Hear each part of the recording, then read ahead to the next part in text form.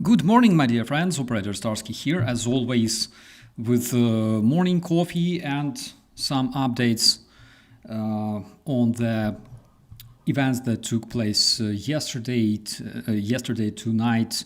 This morning, we have, as always, a bunch of news about Russian drone incursions coming from different European countries and things like that. Very, very nice to see you guys. Today we have an extremely angry and strict moderator, Ali, because it's like 2 a.m. in her area right now. She's absolutely legendary and heroic. Cheers to you, Ali. Thank you so much for helping to provide our chat with security guarantees like nobody else. Okay, let's check out the news. We have several updates on Russian terrorists that keep striking Ukrainian energy grid. We have information from Donetsk area where Drushkivka and Konstantinivka are completely left without electricity due to the terror Russian strikes, because after the Russian strike on the local heating power station, there's quite a few blackouts recorded. In Sumy region, because of the Shahed strikes, Shoskinsky region is left without electricity as well. And also in Kyiv region, Slavutych, the town of Slavutych, was left without energy for 2 days. Currently, the energy experts and engineers are working really hard to launch the reserve power. And Ukrainian company Ukrenergo says that the toughest situation is still in Chernihiv and Sumy region. My dear friends, as always, traditionally we are trying to find the most recent updates, not only in the foreign media, but also in Ukrainian media and in the oppositionist Russian media, because sometimes they give some interesting information, and also some Russian cringe coming from the genuine Russian media, right? So we will check those as well, I think. Okay, so returning to our review, there are parliamentary elections coming in Czechia. The course of the country, the agenda may actually change as a result of those elections, because Andrei Babiš, one of the biggest critics of current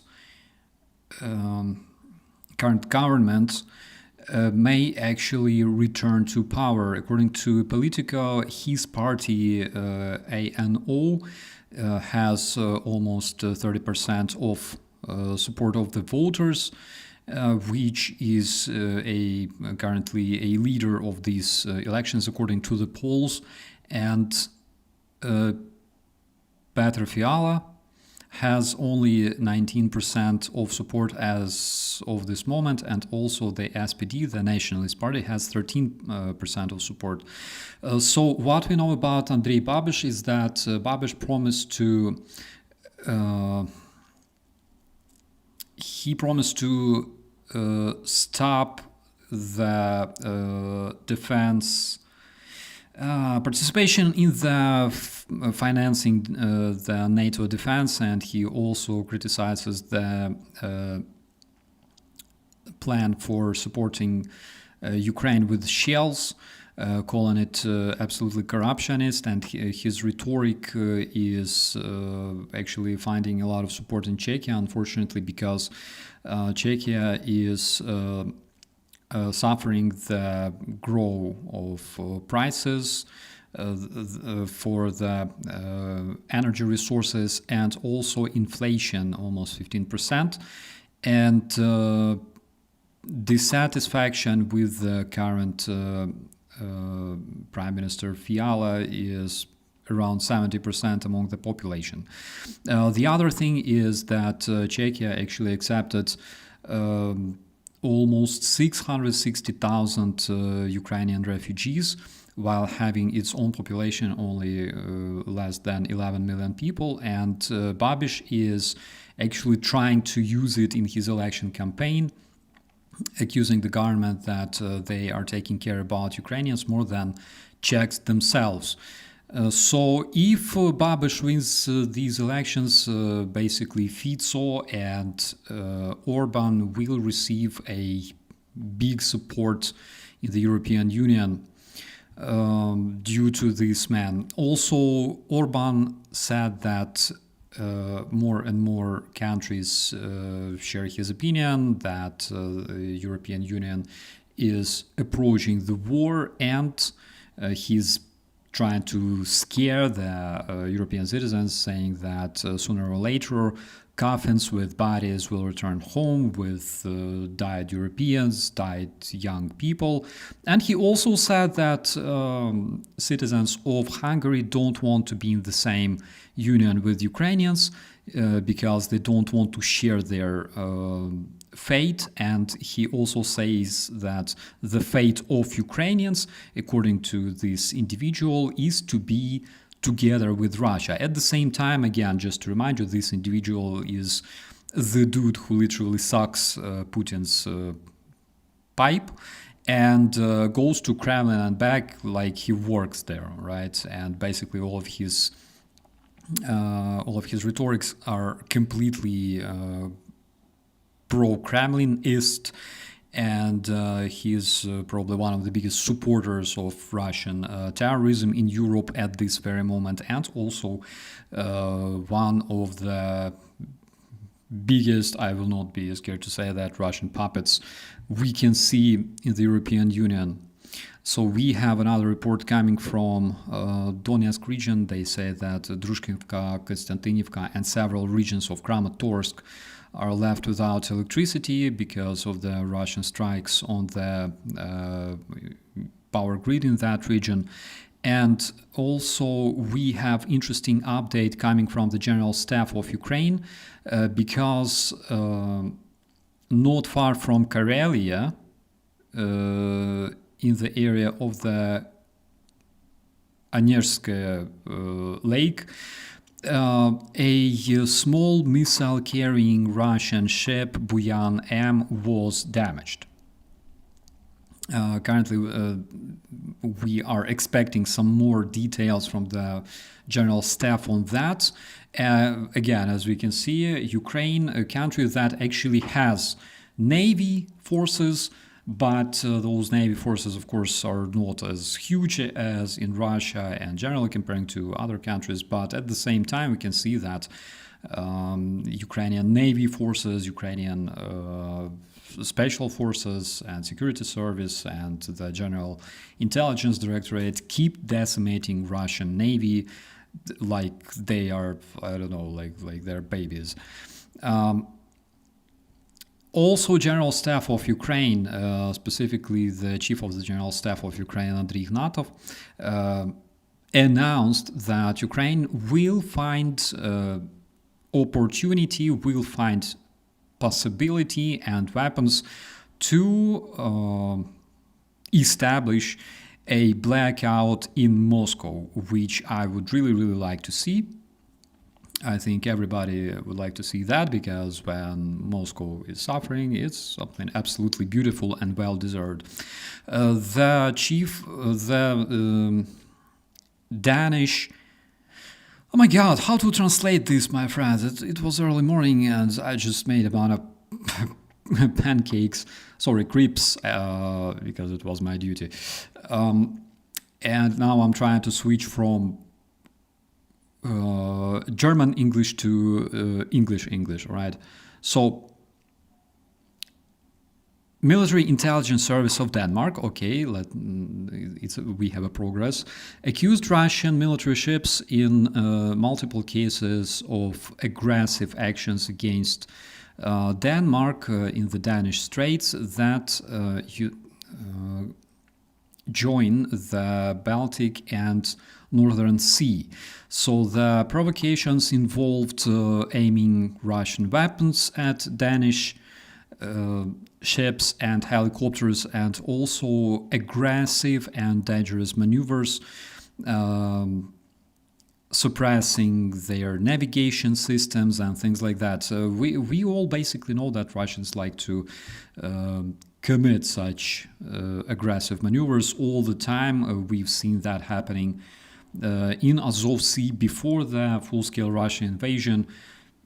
They do it basically all the time, rushing towards their target as if they want to ram it, and provoking the aggressive response and things like that.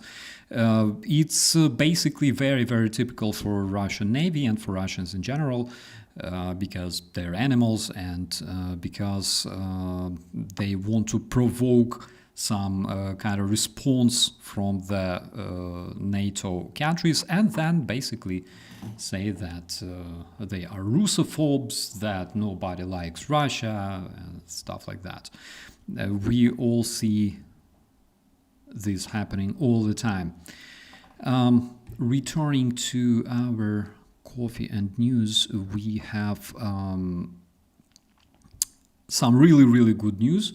Because I know that you all love fireworks. Everybody loves good firework, especially firework in the terrorist federation. So Ukrainian drones attacked the Russian oil refinery in Leningrad Oblast one more time. Kirishinefteorgsynthez. It was attacked, I believe, just yesterday night, okay, before yesterday. And currently it's been attacked one more time. It's located approximately 150 kilometers from St. Petersburg. And Russian channels published several pieces of footage of this attack. They also report the fire that started in this area, and the Russian terrorist governor of the Leningrad Oblast also confirmed the attack of the UAVs in Kirishi, and he says that there is a fire in the industrial zone. This very refinery is located in Kirishi. Since 1993, it is a part of the holding Surgutneftegaz. The production capacity of this place, of this facility, is approximately 19.8 million ton oil per year. So we can see some of the footage from this strike. Let's see if we can make it with the sound.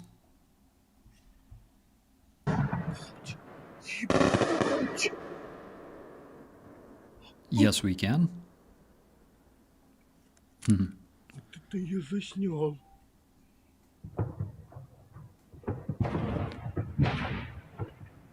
Я заснял, я тебе покажу, ты офигеешь. Прям тут был. So basically, they are like sharing their experience. They say that they're extremely happy to see those strikes. They're extremely happy they managed to make that footage. Let's see what else do we have.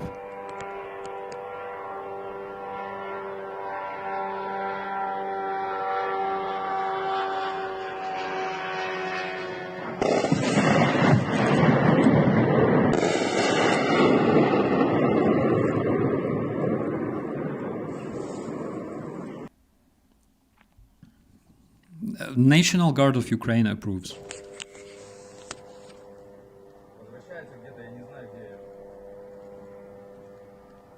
It's so funny, to hear like what they say when they record those things.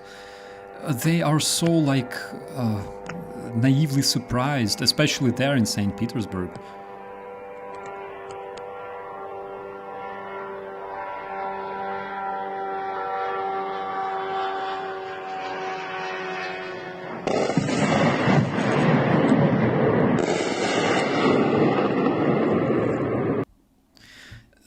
It's like they're so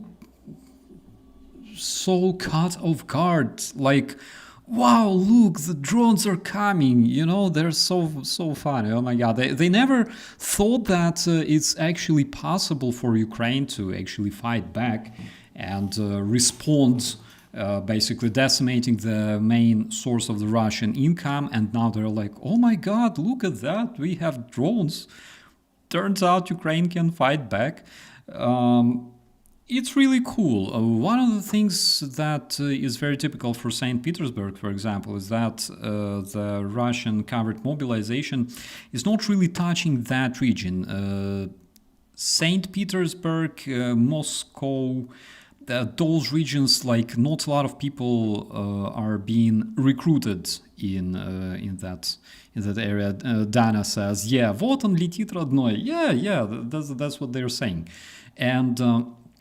Another thing that you may probably notice is that, for example, in Ukraine, we don't really have a lot of footage of those drone attacks, or, for example, when you see footage of drone attacks coming from Kyiv, that's usually either like surveillance cameras or it's recorded from the ground and things like that.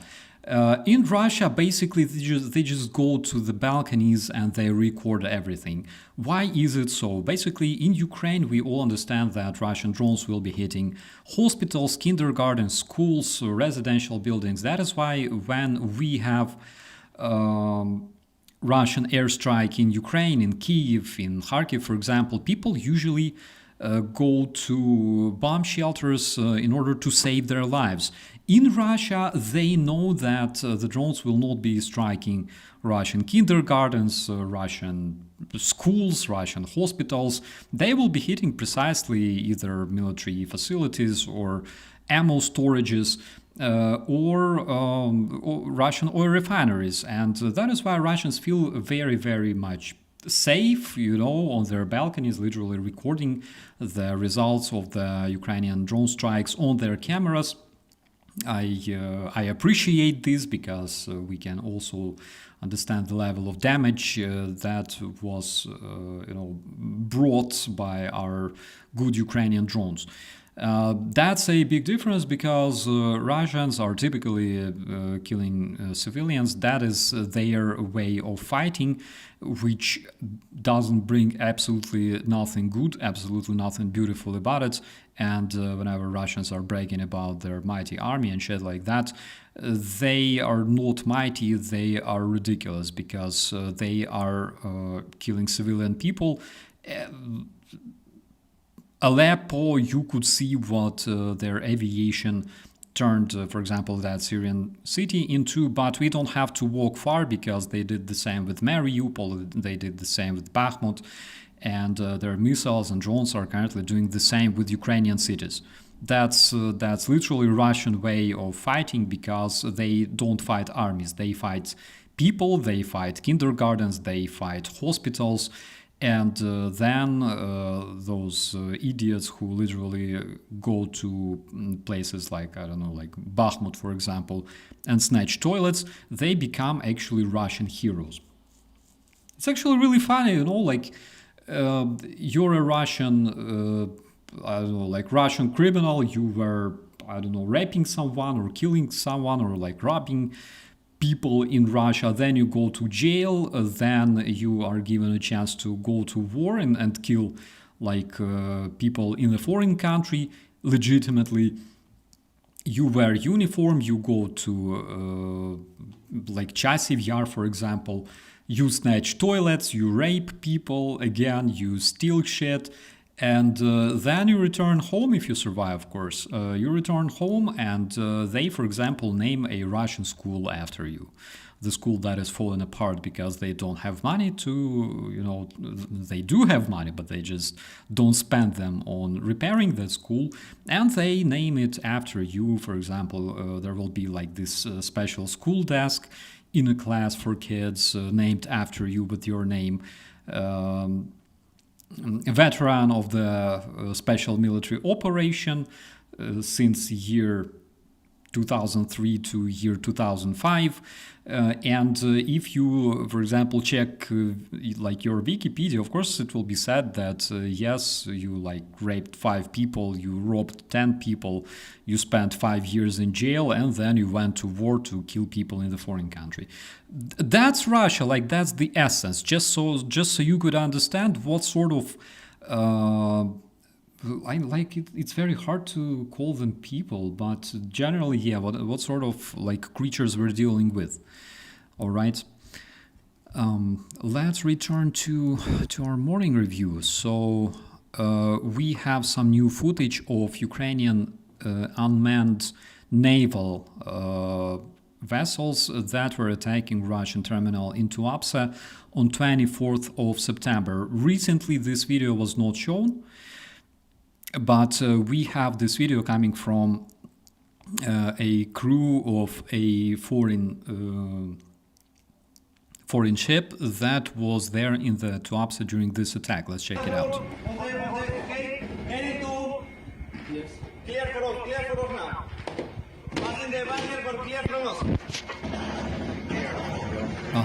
You can see that. You can see the drone.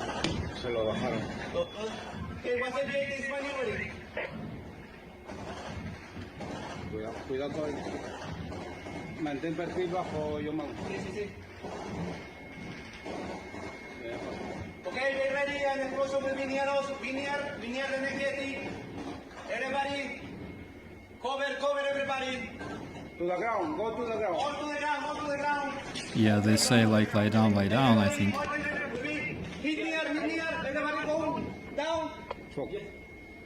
Okay, when we hit one top. There is one floating drone.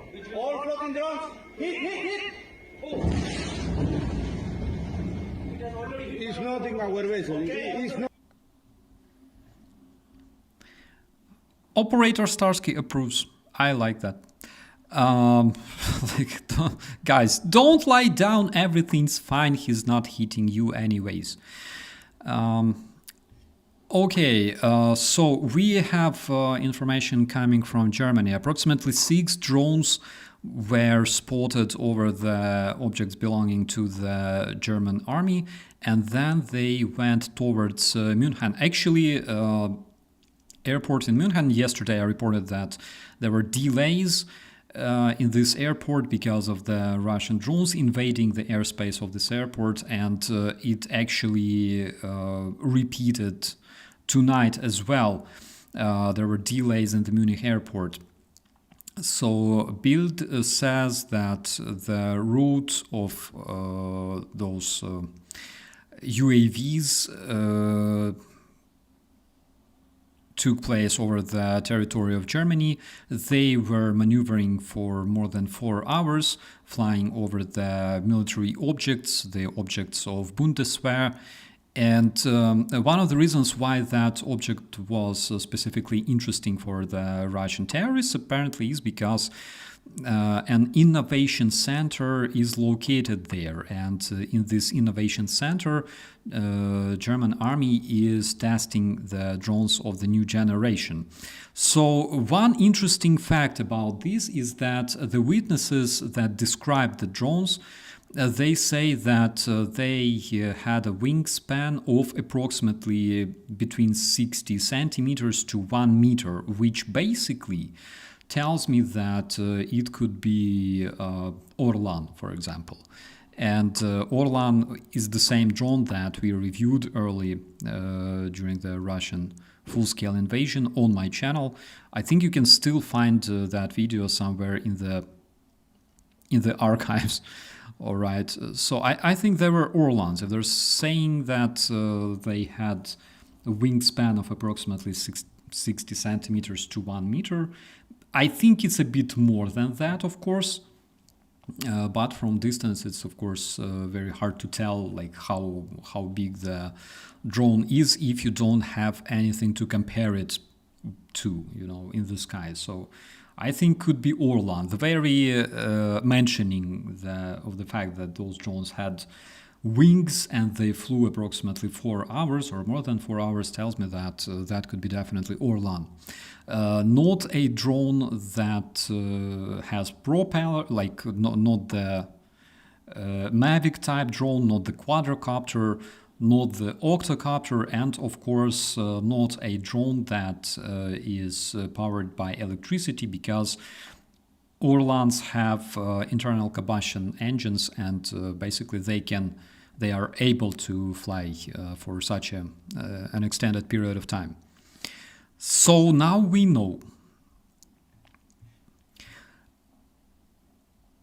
Ukrainian news agency NV says that, referring to the Moscow Times, says that Ukrainian unmanned drones yesterday massively attacked Sochi while Putin was there.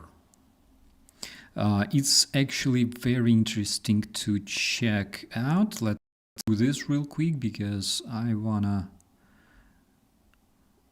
Yeah, so the Moscow Times, and the Moscow Times is basically oppositionist newspaper, oppositionist outlet in Russia. So they say that Ukrainian UAVs attacked Sochi while Putin was there late night on 2nd of October. Shortly before the beginning of this attack, unfortunately, Putin, widely known as Huilo around the world, finished his speech in frames of Valdai and basically GTFO'd. The airport in Sochi and Gelendzhik was also closed because of the UAV threat around 10 p.m. local time, 10:30, and what the fuck is serious? I don't know. Chief of the Federal Land Sirius, what the fuck is that even? Like, I never heard about this crap. Chief of the Territorial Community, Dmitry Plishkin, also reported... Plishkin, oh my god, their last names are so funny. Also reported about the threat, and also the locals were nagging about the air defenses, Russian air defenses, working on the targets over the Black Sea, and they heard sirens and explosions. Dudes, welcome to the war that you have started. Please don't nag when you hear that, because that's basically what you deserve. What else? Nothing interesting, basically. But we have something very interesting here. So Iran, during its recent military exercises, showcased new drone called Gaza that can actually carry 12 bombs. And according to the Iranian messages, according to the Iranian government, this drone can fly as far as 4,000 kilometers. The question is, my dear friends, when we will see this drone basically attacking Ukrainian cities. Will it happen before the end of 2025, or we will see that happening already in 2026? I think that's just a matter of time, because we know that Iran is very, very closely cooperating with Russian terrorists. So maybe we will see this UAV, not called Gaza, of course, but called something, I don't know, Шишка 52, or like, I don't know, Жопа 69, flying over Ukrainian cities, dropping bombs, and Iranian Ayatollah will be like, it's not my drone, you know. You are lying. The West is lying. That's just my opinion. I think that we might be able to see that very, very soon. Actually, Iranian drones, they are kind of extremely, let's call them simple, all right, because they're using simple materials. They are using whatever electronics, whatever parts and components they can find, and I would not call them primitive, but they are simple, all right. And when they make a basis for those drones, Russians are basically taking those technologies, they improve them, for example, like they did with the Shaheds. Adrian asks, can Ukrainian techies modify their missiles to take out the newly modified Russian ballistic missiles? That's a really good question. So the origin of this question, Russians modified their ballistic missiles, for example, Iskander. Previously, it was flying using the predictable trajectory. Yes, they were extremely fast. They were hypersonic, like all the ballistic missiles, but at the same time, they had more or less predictable trajectory.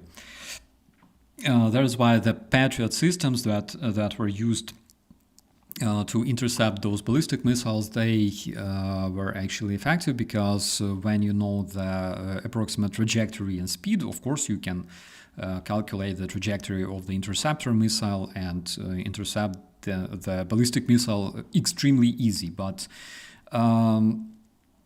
currently Russians modified their ballistic missiles, so basically they fly using the predictable trajectory, but before the impact they kind of change their trajectory in an unpredictable way. That is why it's very, very hard to intercept them. And while we had quite a high level of interception of those missiles, at this point the rate of the percentage of intercepting those new ballistic missiles with the new trajectory is something like 6% or 30%, something like that, according to different experts. So that's a problem, because it takes just a little, just a small fraction of time to actually prepare to intercept the ballistic missile. You gotta track when they are being launched from their, for example, ground platforms. You gotta track them, and it takes literally minutes or seconds to make it possible. And now it takes even less time, because when they approach their targets, those missiles change their trajectory just a bit before the impact, but that's enough for the interceptors to miss. So that will be a big challenge, I think, for the Ukrainian defense forces. The good news about this is that the Russian stockpile of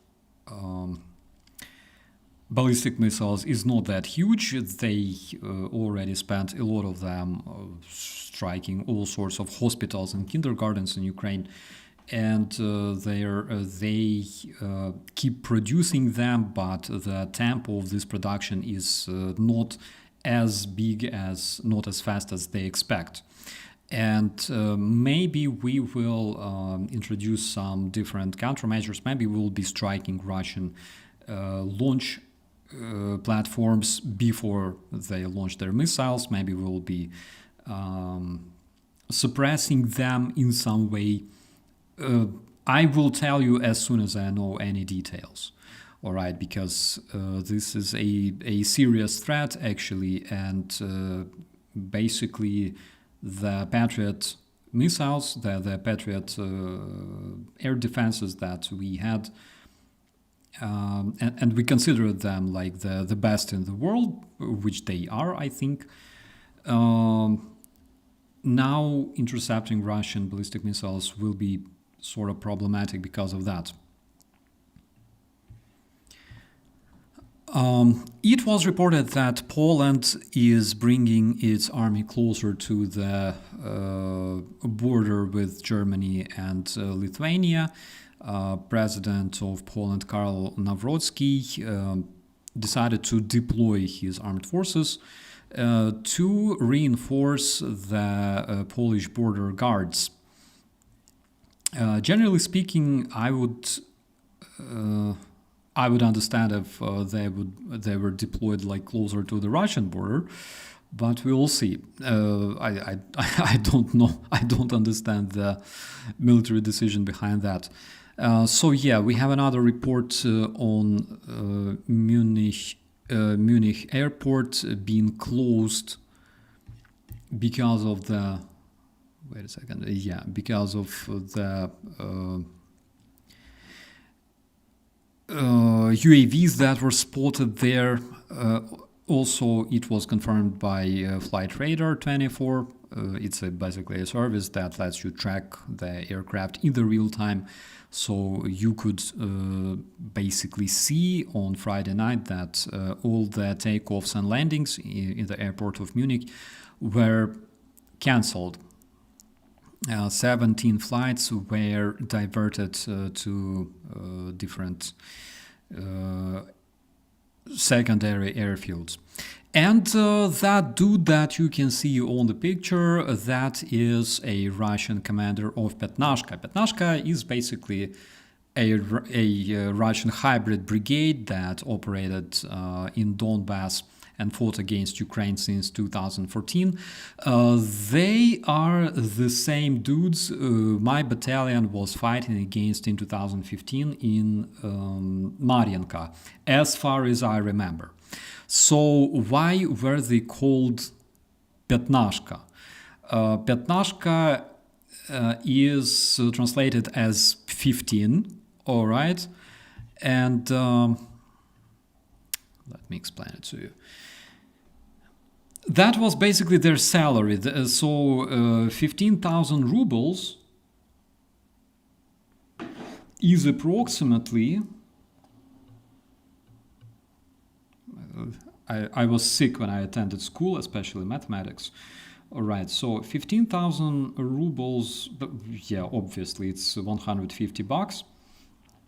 So 150 bucks was the official payment in Petnashka Brigade, all right, brigade of the Russian terrorists called Petnashka. Team Anderson, hello, good morning to Denmark. I hope everything's fine. We have some very, very good update about Denmark. We'll talk about it a bit later. So 15,000 rubles equals basically 150 bucks. And that was a salary of those terrorists in that brigade. So basically they were like receiving 150 bucks a month to fight against Ukraine, to die for the Russian commanders. And in 2015, we were deployed to Mariinka, where those idiots attempted to... Was it Petnashka or Cheburashka? Like, I'm always confusing those two. But I think they were there, actually. And they were trying to take control over Mariinka. We basically lured them into the trap and hit them with artillery big time. And it was kind of fun because a lot of them actually died there. And remember last year when there was Ukrainian incursion into the Kursk Oblast of Ukraine? So instead of sending their regular troops, Russian terrorists actually sent Petnashka to Kursk to reinforce the Russian conscripts that were like either giving up or dying on their positions. And Petnashka was really, it was hit with hammers big time. If you remember last year, I was showing you like those big columns on fire. That was basically them. So now we have an update from this terrorist group that actually reports that Batal Bigvava, also known as Balu, actually, as far as I remember, this dude comes from the occupied Abkhazia, it's a Georgian land that was occupied by Russians in 1992. So he actually became a better person. He now can serve as a fertilizer, unfortunately not for Ukrainian land, but in Abkhazia as well, which is also a good thing, because sometime in the future this land will be returned back to Georgia, and of course it will be a bit more fertile due to this individual. So this unit, this terrorist group, was also often accused in different kidnappings, in tortures, in looting, which is not surprising because we're talking about the Russian terrorists. They are known for being looters, for taking whatever they like from local people that cannot protect themselves. How exactly he died, we have no idea, but I hope that soon we will have more details on that. I would really like to know. And here we have some very, very interesting information from Denmark, because currently, as you probably know, Ukrainian armed forces are closely cooperating with NATO forces, and the main point of this cooperation is to actually help you guys, teach you how to protect your countries against the Russian drones, because Ukraine, as you probably understand, has the biggest experience in using drones, in countering terror Russian drones and things like that. So at this point, there's quite a few Ukrainian delegations. Like in the Ukrainian news, we kind of talk about them, but not a lot, okay, specifically in Europe.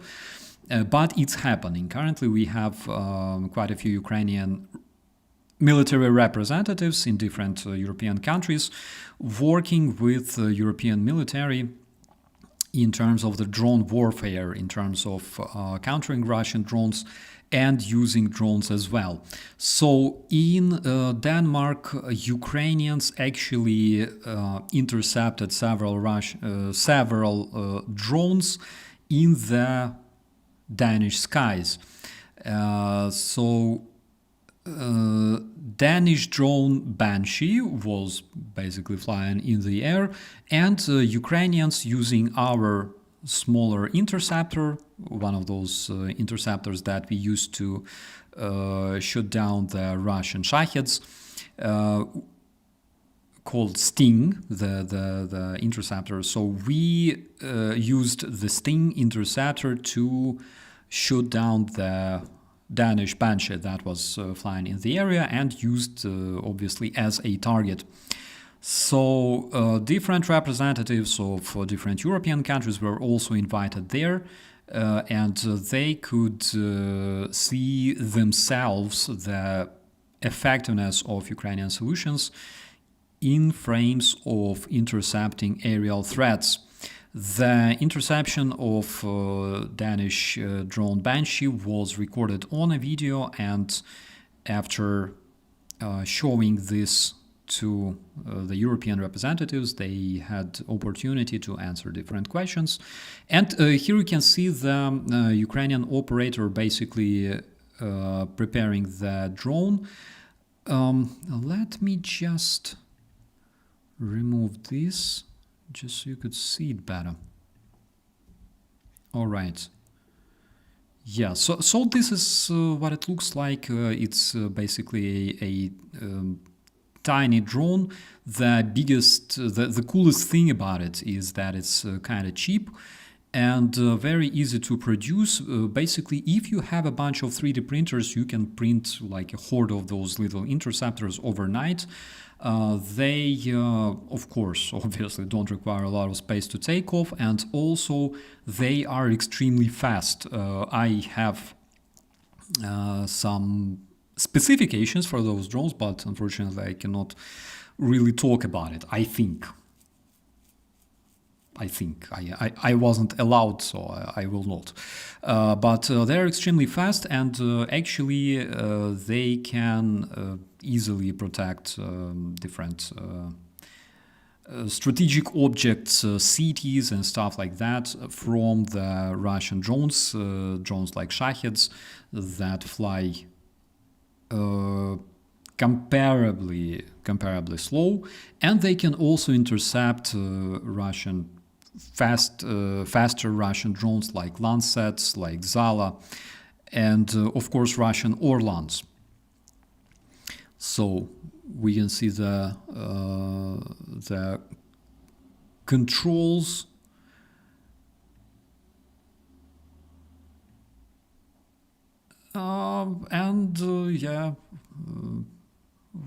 What is his rank? Major or colonel?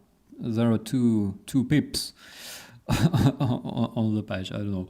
Yeah, I think colonel. Colonel Poison was impressed, I think. So it's good. It's a really cool opportunity, actually, for European countries that suffer from the Russian incursions. It's a really cool opportunity to actually learn Ukrainian experience, because, guys, one thing you should understand, and I think that majority of you already understands this situation, but there's a lot of troubles caused by the Russian terrorists currently, and we are talking about Russian ships rupturing the communication cables. We're talking about all sorts of drones incurring European airspace and collecting reconnaissance and basically disrupting the operations in some of the biggest European airports, and also used in frames of cyber warfare as well. And guys, generally speaking, Europe cannot do much about it. Generally speaking, the only thing they can do is basically organize another meeting of impotent UNSC and say, like, Russia, what you're doing is wrong. And Russia will be like, we're not doing anything, like, fuck you, you know. And they will continue sending their drones, they will continue recruiting people in the Major General Petr. Oh my God, Roman Stingler. Sir, I am so sorry for, like, literally deranking you. I'm so sorry. Sorry for this mishap. I feel so ashamed about that. I really do. I cannot read those patches, unfortunately, only Ukrainian ones. So, unfortunately, Europe cannot do much about that. Russians will keep committing those acts of sabotage. And the only country today that actually punishes Russia physically in terms of striking Russian oil refineries, in terms of actually physically turning the Russian terrorists into fertilizer, the only country is Ukraine. And not just Ukraine, but also, you know, the people who support Ukraine. So when you support Ukraine, and this is actually just a Dutch guy, I can do 50 push-ups. I will, I promise. If you support Ukraine, you actually help Ukraine punish Russian terrorists for Europeans and for Americans and Canadians and everybody else, for Japanese. That's the thing. That's something the world should understand, that yes, Ukraine is in the situation when we face a big and dangerous enemy that nobody else really wants to fight against. We don't want to fight against Russia because, like, we don't have anything to do that. But they attacked, so we have to protect ourselves because we don't have choice. All right? We have to protect our future, our survival as a nation, survival of Europe as European nations.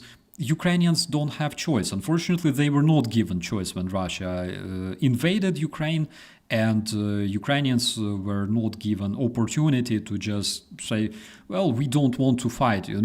We had to fight because otherwise we would be killed. For example, like my friend Volodymyr Vakulenko I talked about yesterday, right?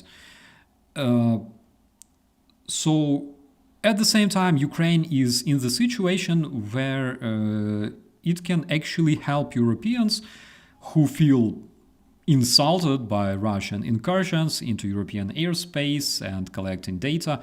Ukraine can actually not only train European armies, but also physically punish Russian terrorists for doing that. Think about this, my dear friends. Think about this, because it's very important to remember.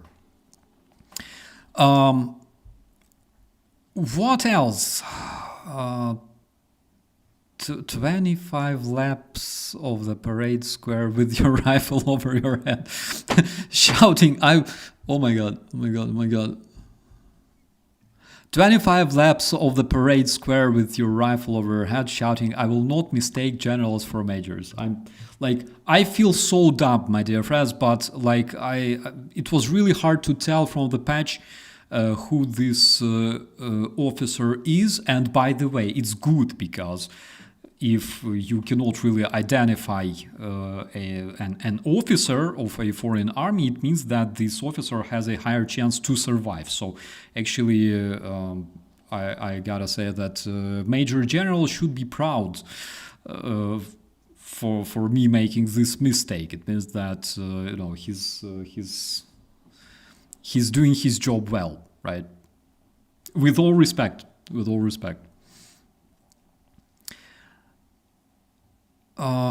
Okay, let's check out the rest of the updates. And actually yesterday, we didn't have much time because I had to prepare a video for the UATV on the Tomahawks. Please check it out in the community posts. But there were quite a few updates that actually I wanted to talk about, because they involved some of the Russian cringe. All right, I think that today, because we have just a bit more time, we have Saturday, we can check it out if you don't mind, because it's extremely funny. President Zelensky reported that Russia is trying to destroy Ukrainian energy grid. Well, basically, like they do since 2022, since winter 2022.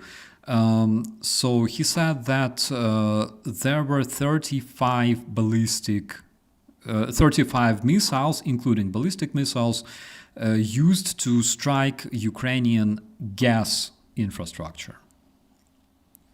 And also President Zelensky reports that unfortunately this time we only managed to intercept half of those missiles. We also have a report coming from Dnipro, where another drone strike was recorded. Russians damaged the infrastructure in Dnipro. In Pokrovsk community, a 51-year-old woman was injured. And also Russian terrorists committed a missile strike on Pavlograd. And there's some more footage. I think we already saw this one. It's an old one. It's on the Good Ukrainian Drones visiting the Russian oil refinery in Leningrad Oblast, bringing joy, bringing fireworks. And another update we have coming from the Deep State map is that Ukrainian defenders actually cleared the settlements of Sosnivka, Horosha, Novoselivka, and Sichneve in Dnipro region, in the Dnipro Oblast of Ukraine. So again, Russians usually spend 20,000 orcs in order to take a village, and it also takes them half a year. But we can see that Ukrainian troops are also clearing the territory from the Russian terrorists, and the front line, even though it's mostly static, but we can see such advances and changes taking place from time to time. What else do we have? Prime Minister of Bavaria, Markus Söder, requests an approval for German police to be able to shoot down the drones. And actually, this message was delivered to the public during the shutdown of the Munich airports. He said that he demands for Bavarian police to be able to shoot down the Russian drones. He told the Bild outlet, he said, the situation with the drones is showing what sort of pressure we are experiencing today, and a new rule must be implemented very, very fast to be able to shoot down instead of waiting. My dear friends, one thing that I also wanted to mention is that, like when you read, for example, statements made by Mark Rutte, right? In the beginning, he says, like, yes, we will be acting mercilessly towards Russian airplanes, towards Russian drones flying over European territory, and we will scramble our most modern aircraft to intercept them, and yada yada. Then the next day he says, well, we thought and we decided that we will not be shooting them down straight away, just in case.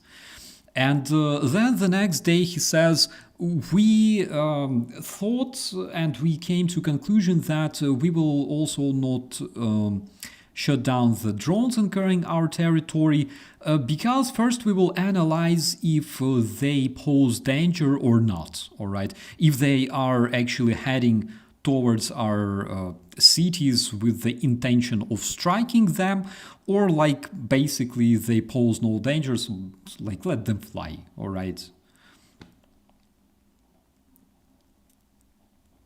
Like I feel how to describe this? When people are impotent, it's of course a big tragedy, and I feel sorry for those people.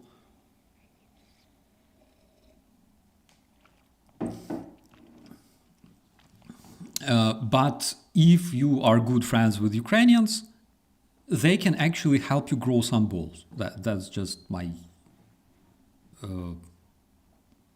suggestion, all right? For people who have such sort of narrative, all right?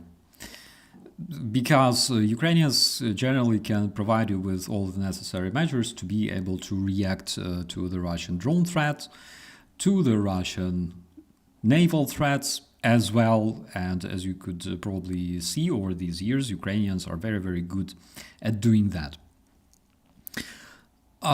So that's just a small criticism towards Mark Rutte, because like, guys, when you try to first of all, if you shoot down that drone, Russia will never come with like 2 brigades of its paratroopers attacking your country because you shot down its surveillance drone. It won't happen. Okay? Russia will never even admit that it was like their drone. So literally shut the fucker down. We would do that, all right? Secondly, when you try to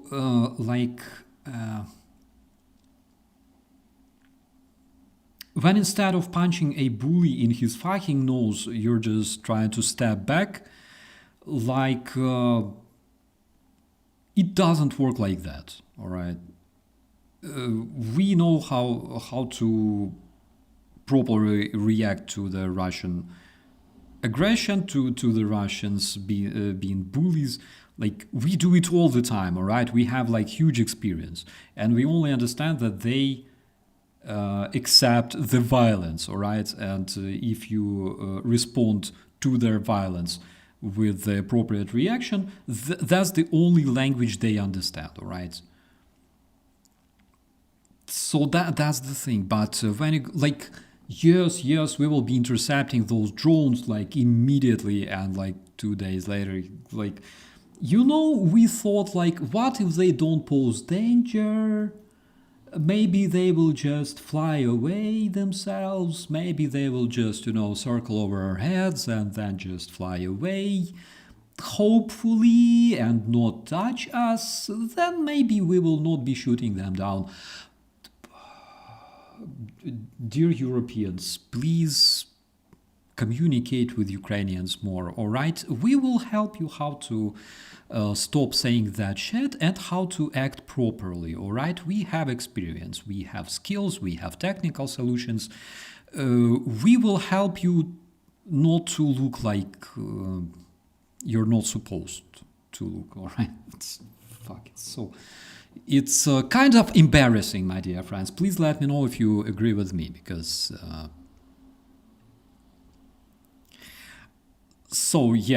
according to the Minister of Bavaria, let me switch the screen back again.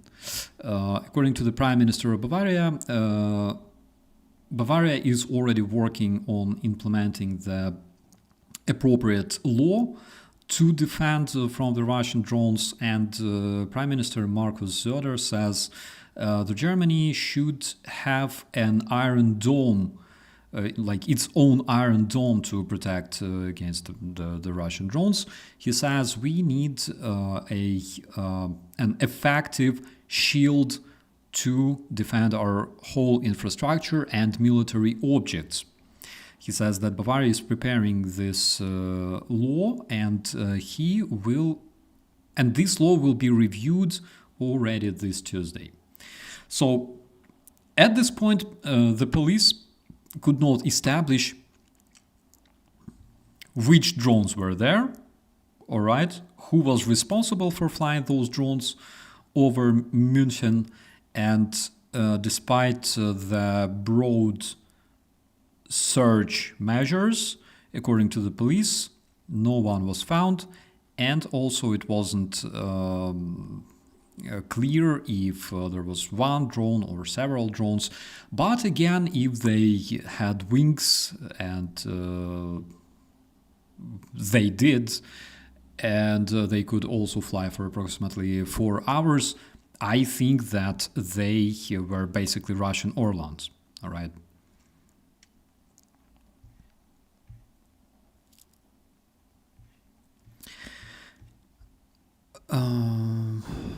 Rude. You could show them how to shoot the drones. I really could, like, for real. Like, give me a rifle and I will show you how to shoot down the drones. But those drones will be our own, and they will be too expensive. That's why I could definitely like demonstrate how not to shoot the drones. All right, but. To those who don't know the story, there was a case in 2017, I think, at the Svetlodarsk Bulge, when unfortunately I shot down the only working drone in the 54th Brigade. I had to. I didn't have a choice.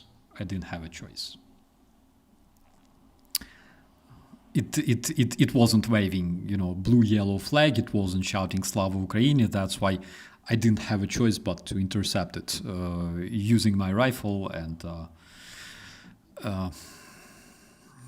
also I didn't give permission for flying objects to fly that day in my area. Yeah, but let's talk about something else. All right. So here we have another footage from Russian witnesses on striking the Orsk-Nefteorg synthesis. Fun fact about this is that, like, we call them orcs, and they have an oil refinery in the city of Orsk, and as you probably remember, there was also like this Russian ship that became a submarine called Orsk, and it's a nasty place, I would say.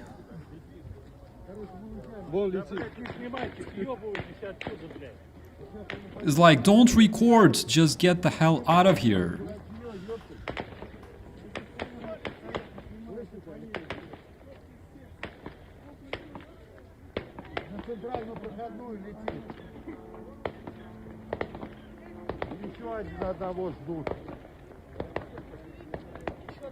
Oh my god, he's such a good cameraman. I tell you that. Thank you so much for showing us at least.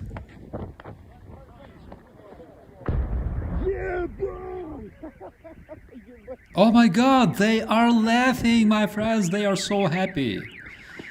They are so incredibly happy to have their oil refinery hit because basically this is where they work, right? They receive salary from that place. It's so funny.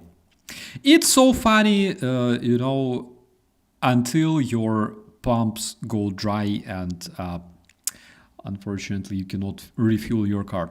My friends, let's check out some of the news we failed to check yesterday, all right? Because we checked Putin, and there were a couple of reports that I also wanted to talk about. So first of all, in Russia, they will introduce special cards or provision certificates for poor people in Russia. And basically, they are talking about implementing the provision cards just like in the Soviet Union.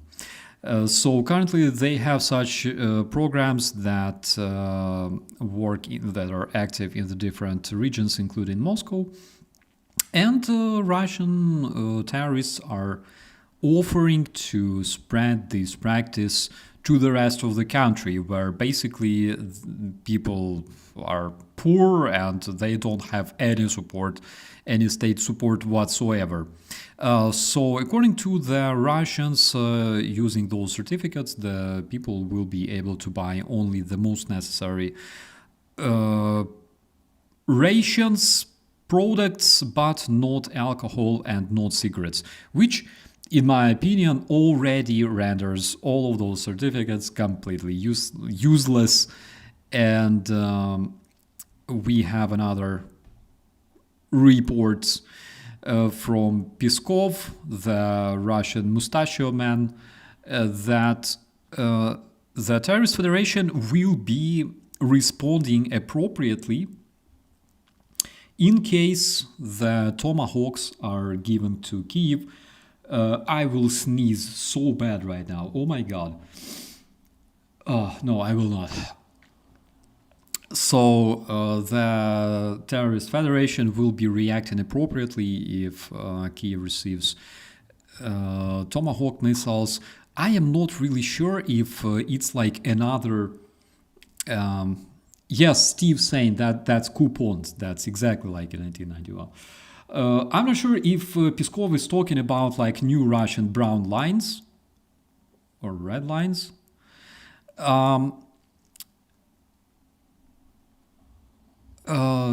Did you see our friend Sanction Ivan was summoned for conscription through a digital notice?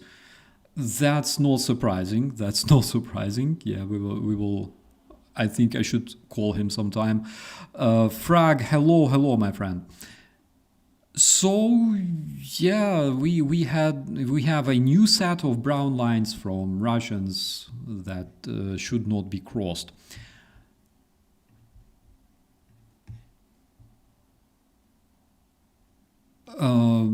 The message repeated again from the General Major Andriy Ignatov, who says that President of Ukraine said everything right, and we will find opportunity and weapon, and we will conduct the operations. So Russians will understand that they will never be in the position of having advantage. Every Russian action will have counter-action, said Major General, and he said that generally, yeah, Ukraine will find possibility to establish a blackout in Moscow. Poland, we have some really cool information from Poland, by the way, but we'll talk about it later. So Poland will not hurry to extradite the person that was accused in destroying the Russian Nord Stream. Chief of the Bureau of the International Policies in the Office of the President of Poland, Marcin Przydacz, said that if it was for real that this person actually showed a courage and bravery to make Europe a more safe place, then of course we should also understand and realize the goals of his actions that actually say that he did a proper thing, all right? Because as you know, in Poland there is this guy who is accused of destroying the Nord Stream. He is a diving instructor, and currently Poland is not hurrying to transfer this person to Germany.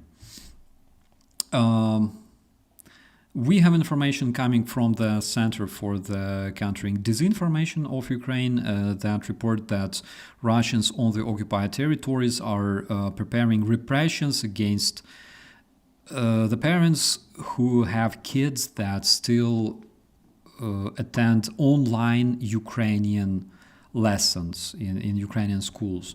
So the Russian terrorists are threatening Ukrainian parents with depriving them of their parental rights if they don't let their kids, if they don't force their kids to attend Russian schools on the occupied territories.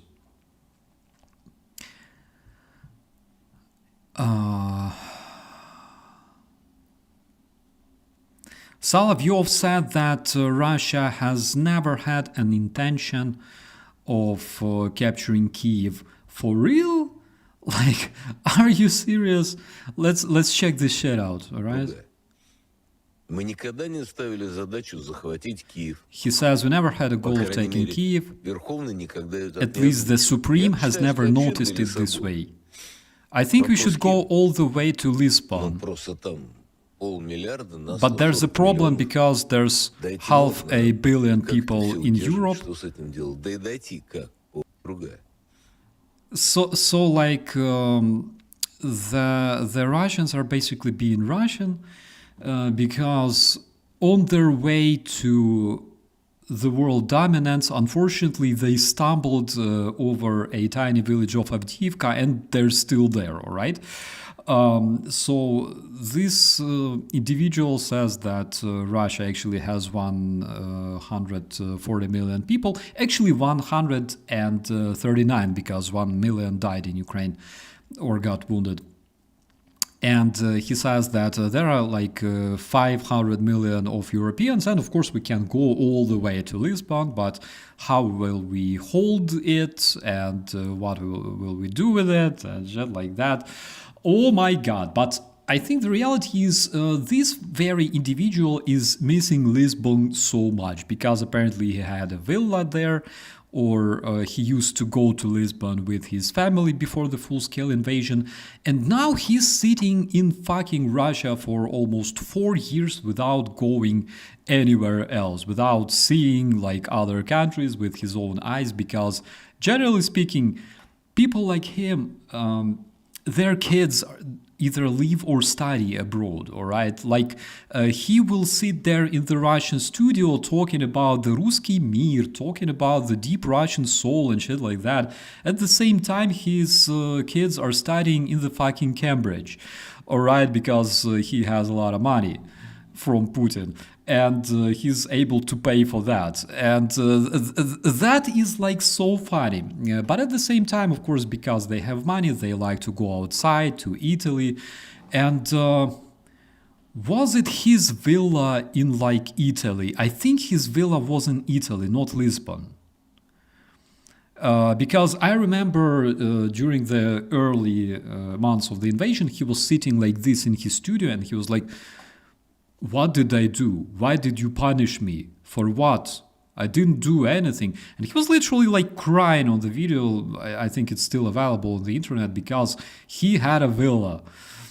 A very expensive one, actually, and I think that he still has to pay for it, even though he cannot visit it for like 4 years. But on the other hand, he can go to like, I don't know, Pyongyang, or where else, like China maybe. China's good. Pyongyang, very good. They have like the most empty beaches in the world. You can enjoy like the resorts in Pyongyang. I don't know. So it's kind of cringy. Of course, Russian army can go to like Lisbon. Of course, easily. We will come to Lisbon, but we will not hold it. But we can, right? Fuckers are like stuck in Ukraine for 4 years already, bringing donkeys and fucking golf carts. I enjoy watching Russians, you know, when you understand the reality. And the fuckers consider themselves like cunning, actually. The fuckers consider themselves like, I don't know, the gods of communication. But when you actually understand reality, like the situation on the ground, for example, and you listen to that sort of cringy speeches, like the dude misses Lisbon because he hates Putin. He cannot travel anymore. He was somebody, you know. He would go to like European countries, drink like French wine, enjoy, I don't know, like Colombian cocaine or things like that. And now he basically cannot do anything because he's locked in the terror Russia with ruined infrastructure, with Ukrainian drones literally destroying Russian oil refineries. And well, welcome to the real life, dude. Welcome to the real life.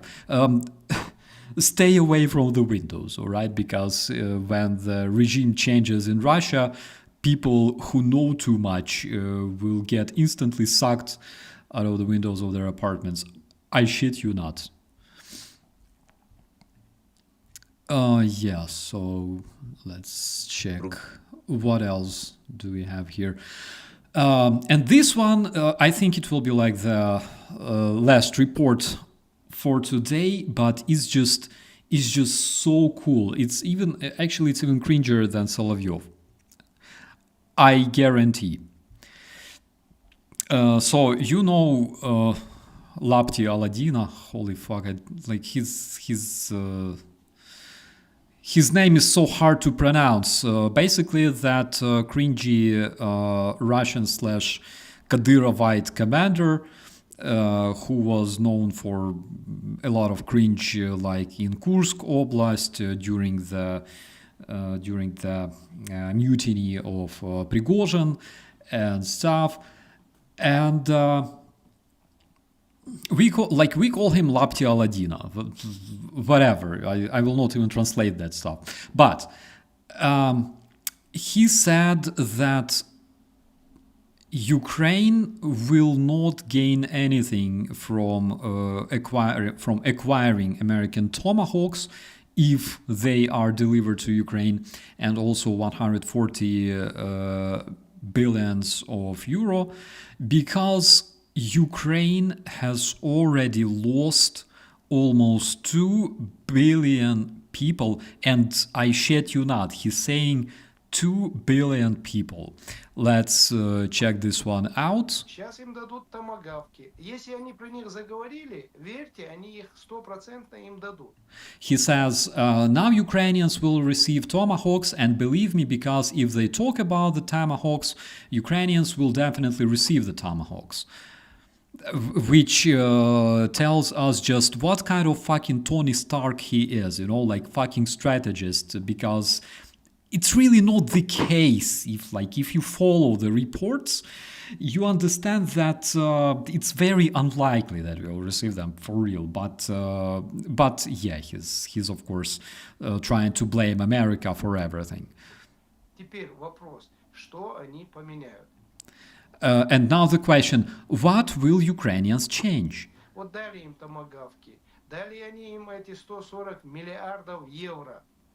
Вопрос, они могут оживить уже приближающиеся к 2-миллиардной цифре украинцев, которые уже погибли?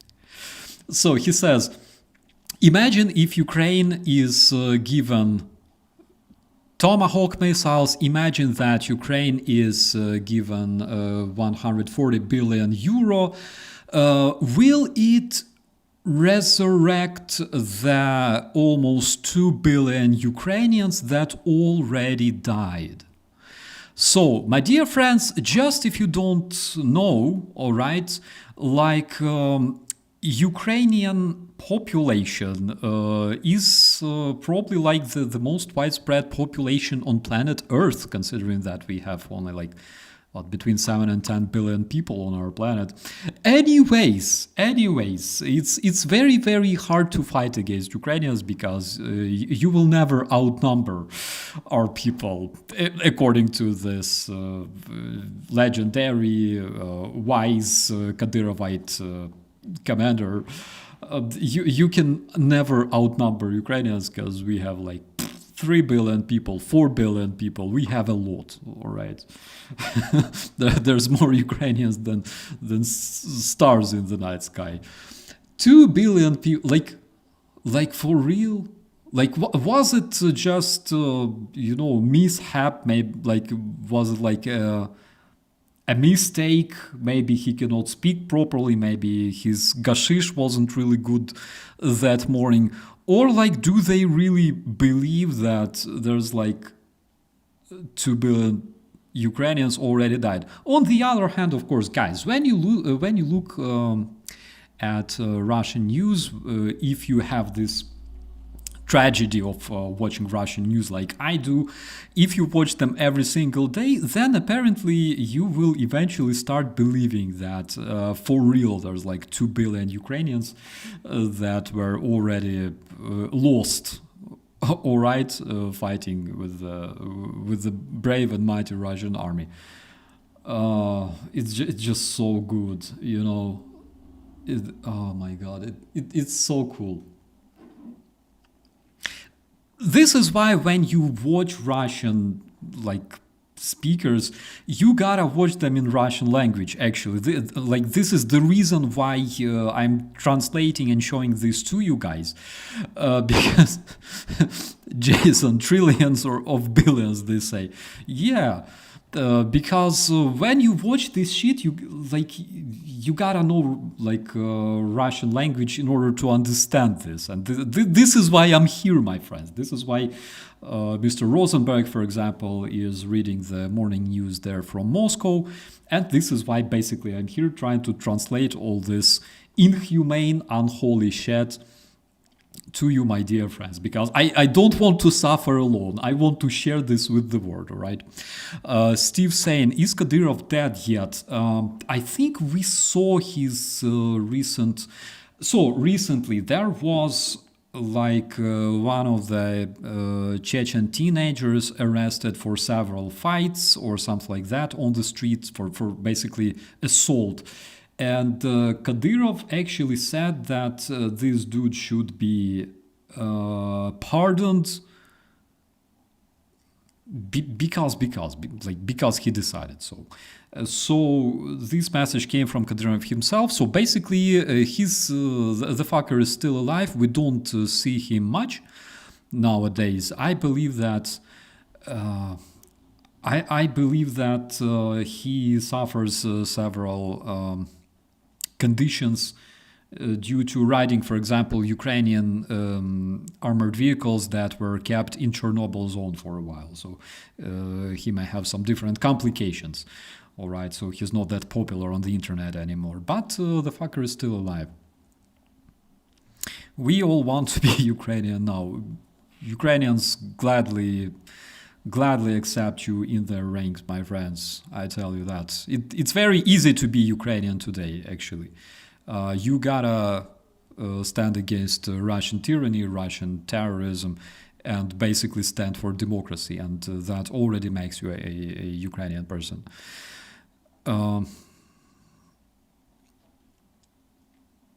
Pindache, hello, my friends. Hello to the beautiful Netherlands. He was in Turkey. He looked way better. He lost at least 30 kilo. He lost at least 30 kilograms, really, Kadyrov? That may indicate something, all right? That may indicate something. Legend has the track he was in the back of snapped and excellent. He's still waiting for it. So I already talked about it. Remember, I think it was like 2022. He received an armored vehicle. I believe it was either Varta or Kozak, the Ukrainian one. So it belonged to the guys that defended the Chernobyl nuclear power plant. Maybe like even Bogdan, maybe even my friend was like riding that vehicle. Anyways, so the Kadyrovites snatched this vehicle and it was stored in a trench, of course, in the radioactive Chernobyl ground. It was stored there for a while, okay? And then they literally brought this vehicle to Kadyrov. So there is actually radioactive soil in the vehicle itself. For example, when you turn on the ventilation, it's in the ventilation. And basically, when you inhale this shit, it's in your lungs. It was more or less safe to drive before the full-scale invasion because it wasn't stored in the soil.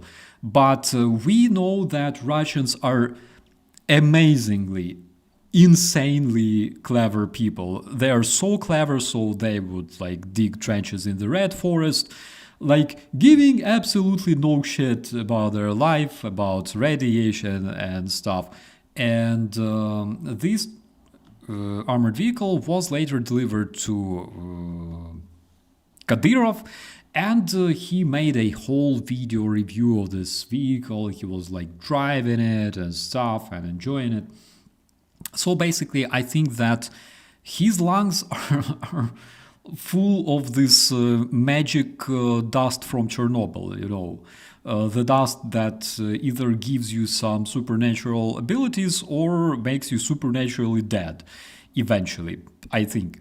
That's just my assumption, but considering the fact that this truck was stored for a freaking month in the trench, in the radioactive soil, I think it's completely plausible. And after that, you could see that he had a lot of complications with his kidneys and stuff like that. And maybe that's the thing. Again, the Chernobyl dust is so magic, so it will make you like... First, it will make you very big. Then it will make you lose a lot of kilograms, eventually, after a while, because you will notice different things changing in your body. So that's what we call karma, generally. No, not a spider bite, my friend. Definitely not. Wish it was spider bite, but it's a different sort of thing, different kind of superpower.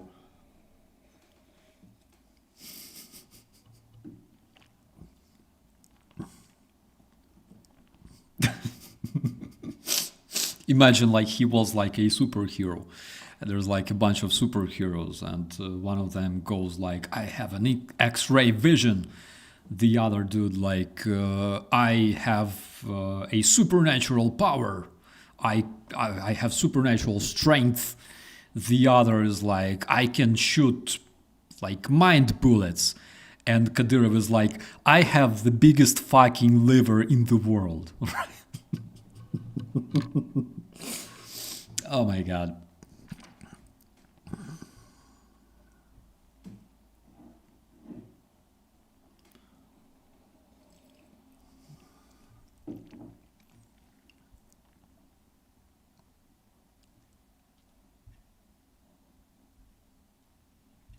Oh, we even have family members in the chat from Thailand. Hello, my friends. This is so crazy. And he can talk with the goats. Yes, poor goats though. His superpower will be his ability to glow in the dark. Yeah, like he will keep glowing, you know, centuries after he's dead, actually. There's a Russian X-Men montage, if you've ever seen it, where the heroes are random alcoholics. I have no doubt about that, my friend. My god.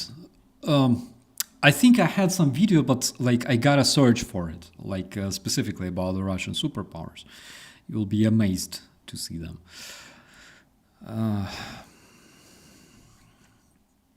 Okay, my dear friends. I think I need another coffee now, because like actually I woke up really early. I had to make those pancakes. Frankly speaking, I was cursed to have a mom that cooks perfect pancakes. All right, and when I was a kid, she cooked amazing pancakes, which you wake up usually and the first thing you think about is like pancakes, because they were just so good. And because I'm a big boy now, all right, and I don't live with my mom for many years, I had to eventually master this art of, cooking pancakes. Crepes, all right, crepes. So unfortunately, I had to prepare them this morning. I craved those crepes. Yeah, and of course, I will never compare to my mom, but they were not bad. Tuna, fourth coffee here. Really, it's just like 12 p.m. Be careful, my friend. All right, be careful. Don't push the horses, like Yarik says. Okay. You become a mom yourself. Eventually, you have to, my friend. Eventually, you have to, because like if there's no mom, you have to learn those skills yourself, because like nobody else will do that. And unfortunately, I cannot travel to Australia and back every single day, so I had to master it. So yeah, genau. Guys, I will. Tuna is Norwegian. We drink a lot of coffee. Well, I believe you on this one. That military cops and Ukrainians run on coffee themselves, and I'm basically 3 in 1. But again, just make sure that you know your dose. All right. I will be going straight to kitchen. Thank you so much. Bridget, I would love to stay. Seriously, I would love to stay, but I need another one to breathe properly, right? We'll see you next time. We'll see you tomorrow, my friends. Like this series of media reviews and morning coffee, I like this format very, very much. Tell me if you like this too, because it's a great opportunity to stay on the same page in terms of news.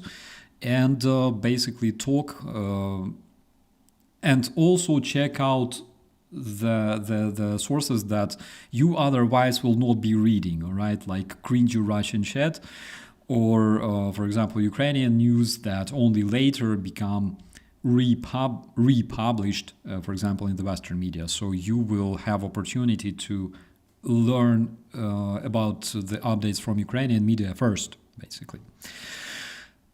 All right, I gotta get up, guys, because I can talk with you for hours, but all right, I gotta run. All right, thank you so much. Thank you very much, dear moderators, and also thank you very much everyone who keeps supporting my channel, supporting my country, and supporting the right cause. Thank you so much for being decent and brave, and as always, be safe. Bye-bye.